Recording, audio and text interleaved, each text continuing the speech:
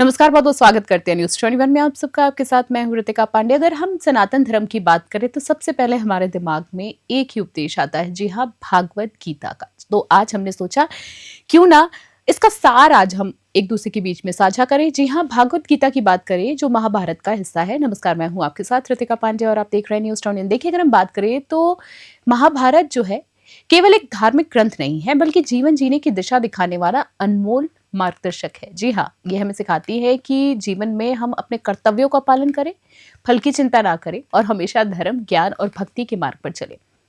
गीता हमें आत्मा के आत्मरत्व का बोध कराती है। जी हाँ, और मनुष्य को भय, लालच और उलझनों से दूरों, जी हाँ, कोसों दूर कर देती है और सच्चे जीवन की ओर ले जाती है। देखिए, चलिए कुछ हम बिंदुओं की बात कर लेंगे आज, जिसमें गीता के सार की आज हम बात कर रहे हैं। जी हाँ, सबसे पहले कहा गया है कर्म योग। जी हाँ, कर्म प्रधान है, कर्म करते रहो, फल की इच्छा बिल्कुल भी मत करो।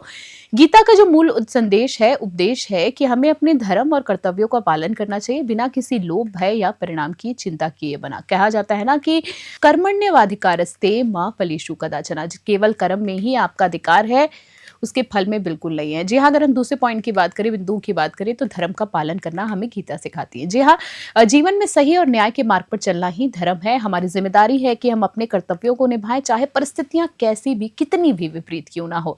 तीसरी अगर हम बात करें तो आत्मा अजर अमर है। जी हाँ, गीता हमें सिखाती है कि शरीर नश्वर है, आत्मा अमर है।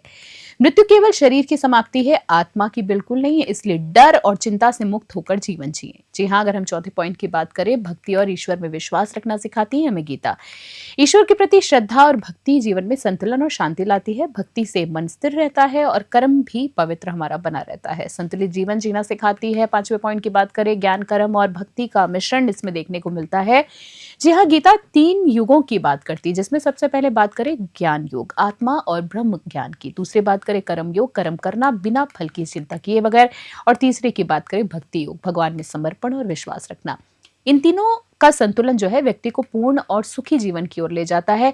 तो सारांश की बात करें, गीता कहती है कि अपने कर्तव्यों का पालन करो, सही मार्ग पर चलो, आत्मा को समझो, फल की चिंता छोड़ दीजिए, चिंताएं छोड़ दीजिए, बोझ मत डालिए अपने ऊपर और भगवान में विश्वास रखिए। देखिए, यही जीवन का मूल मंत्र है। अतः भगवत गीता का मूल संदेश यह है कि कर्म करो, धर्म निभाओ, आत्मा को समझो और ईश्वर में विश्वास रखो। यदि हम इसे अपने जीवन में अपनाते हैं तो भय, चिंता और असफलताओं से ऊपर उठकर एक संतुलित, सुखी और सफल जीवन जीने की कुंजी हमारे पास कहीं ना कहीं है। यही है गीता का अमूल्य सार। जी हाँ, जीवन का विज्ञान और आत्मा की शांति का मार्ग।